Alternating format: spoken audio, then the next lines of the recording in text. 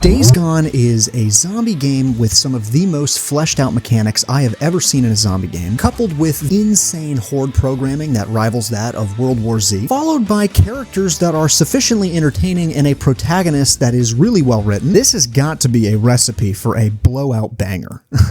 I mean, this has to have sold buku bucks. It must be the top selling zombie game of all time. What the piss? I was genuinely shocked to learn that this game somewhat underperformed and was panned by gaming journalists. Why we listen to gaming journalists in the first place is beyond me. To the point that a possible sequel was canned and this original IP was forgotten. Hindsight would tell us that Sony actually makes stupid fucking decisions all the time. But this did not make any sense to me.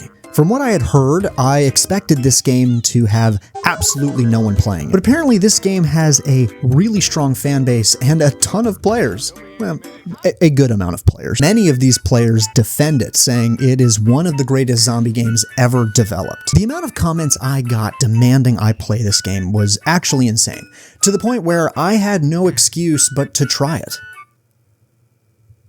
Okay, fuck you. And I have to say, this game kind of fucks. I really like it. This was a very pleasant surprise to me because I was fully anticipating dunking on this game. But in actuality, I could not put the controller down. I was even waking up early to play this game, and I never do that. And by early, I mean like 11. But why did this game resonate with me so much? Why was this zombie game in particular climbing the ladder of my favorite zombie games ever made? I think it is for one major reason. You see, a zombie game can have a great story. It can have interesting characters. It can look straight up gorgeous. But when it comes down to what makes a zombie game amazing, there's only really one key aspect that needs to be fulfilled. The zombies. You see, I love killing zombies, and I know you love killing zombies. That's why we play these games. You may disagree with me, but if the main enemy you are fighting throughout the entirety of the game is boring, you will definitely lose interest in playing this game. The absolute king in this regard, and the example I shall use to prove my point, is Left 4 Dead 1 and 2. Those games had interesting characters, sure, but if we're being honest, no real story. Yeah, there was lore, but I can't remember any of it. Yet those games have been cemented in the zombie zeitgeist for what I can assume will be forever. And that is because killing the undead in that game is fucking rad. You would never get bored disemboweling these creatures. Gunshot placement mattered, and the bodies of these zombies reacted accordingly depending on where you shot them. This is a feature that is sorely missed among today's modern gaming landscape, along with quality and entertainment and fun. Whenever there was the slightest inkling of boredom, the game would throw a tank at you. A Thomas the Tank Engine. Ever since I played the Left 4 Dead series, I have wandered the undead landscape, yearning for a game that even closely matches the fun factor of killing zombies. I was kind of losing hope. All these other zombie games I played, while they were fun, they just didn't really hit the same as Left 4 Dead did. I kind of accepted that this was an experience I was never going to see again, especially after Back 4 Blood broke my heart. Yeah. I remember when we all collectively were like, yo, this shit is not it. But then I saw that first gameplay reveal trailer of Days Gone, and to put it politely, it blew my dick off. I had never seen a game handle zombies the way Days Gone did. There were like 600 plus zombies on the screen, and it looked like there was zero performance issues. Honestly, this game looked like the answer to my zombie prayers. Yet, at the time, I could not play it. You see, I didn't have a PlayStation, so this game was unobtainable for me, and I spent many months crying in Xbox. But then, lo and behold, the game came to PC, so I bought that shit, and it sat in my library for like a year. I completely forgot about it, if I'm being honest. It was pretty close to just remaining in my library forever untouched. However, I saw a clip on YouTube of someone tackling supposedly the biggest horde in the game.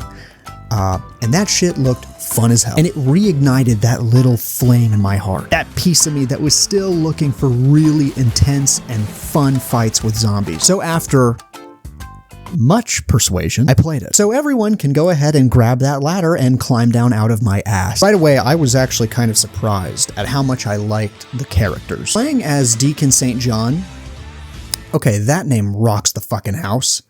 I'm gonna go ahead and put that near the top of like best fictional character names. Deacon is simultaneously a badass with a really troubled history, willing to kill anyone that stands in his way, and also kind of fucking goofy. And a little bit of a dork. One moment I am completely invested in this character, and I believe he is a zombie-killing badass machine. And then the next moment, I kind of think that Deacon might have been a theater kid growing up. You would think this is a negative, but honestly, it adds so much layers to this character, and it makes him all that much more enjoyable to play. Oh, come on, no more hospitals. You got doctors, you got triage, you got a MASH unit. Oh, look, I'm just a grad student, okay? I got volunteered for this. I'm not even supposed to be out here. Okay. Sam Witwer absolutely brings the fucking house and shows us he is capable of a really well-layered performance. I feel like he's not talked about enough. Every time I see him in a video game or a show, I think he brings it. And I love his little subtle personality traits that he throws on his character, and I think he's a really underrated actor. He was also the zombie in the tank that Rick shot. I thought that was kind of funny. He has great chemistry with all the characters, which is truly impressive.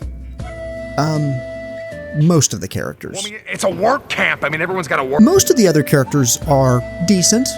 They're okay. Deacon's closest friend, Boozer, is an actual enjoyable character, and I really liked him every time he was on screen, and that boy is juiced to the motherfucking gills. But unfortunately, for most of the game, he's just kind of delegated to a voice over the radio. I understand he can't be with you 24/7, but I would have liked to see him do just a little bit more. It just kind of seemed like a bit of a waste for the guy who played Craven the Hunter and Victorious' dad. Okay, the character writing is not the strongest in the game, but at the very least, it is a blessing that Deacon is really entertaining. However, the narrative is where the negatives of this game rear their ugly head. I would say the story is actually relatively engaging and well-written and properly paced. So what's the issue, you might be asking? Well, if you shut the fuck up for a second, I will tell you. I have to say, the framing and the way cutscenes are paced are laughably bad. Every scene goes into the next by, fading to black, and sometimes there are like no establishing shots, and it leads to like really weird edits and cuts. If it didn't take me out of the immersion, I actually would kind of like it because I would think it's pretty funny. It actually reminds me of that one Walking Dead game, which really fucking sucks. Also, the world building in this game is pretty bad. Like, spending time in this world, it definitely does not feel like an apocalypse has happened. It's hard to explain, but there is a atmosphere that is definitely lacking, which I think would be very valuable in certain parts of the story. I don't know if it's the fact that, you're riding a motorcycle and the game kind of wants to prioritize you being a badass versus you being like a rugged survivor. I'm not sure if that is the direction they took. I totally see why. But just in terms of like, a creepy zombie game, it's not that creepy. And another thing, I fucking hate wolves. If I could, I would, mix spoons, you can't say that. You cannot say what you were gonna say, but you get the idea. Okay, but whatever, fuck that noise. Does the game feel good? Is the gameplay really rich and engaging? Yes, it is. I have to say, my biggest surprise when playing this game was riding the motorcycle and how fucking awesome it felt to do so. This has to, hands down, be the second best part about the game. Riding around Oregon is just so much fun, and I honestly rarely ever hit the fast travel option because I liked riding my bike so much. Even when my bike was really shit and had no upgrades, it was still pretty fun. I saw a lot of reviews say that riding a motorcycle in this game felt kind of clunky, and look, those game reviewers are entitled to their opinion, but also I have a gun. I could not disagree more. Riding motorcycles in this game, it hands down feels the best out of any game with a motorcycle I've ever played. Oh, bold statement, yeah, but I'm standing on business. Fucking do something about it. Aside from riding, how is the combat? To be honest, it's passable. I do enjoy melee and shooting in this game, but I have to admit, there are plenty of other zombie games that have done both of these categories far better. But despite that, I can't deny that I was actively on the hunt for newer, better weapons. But okay.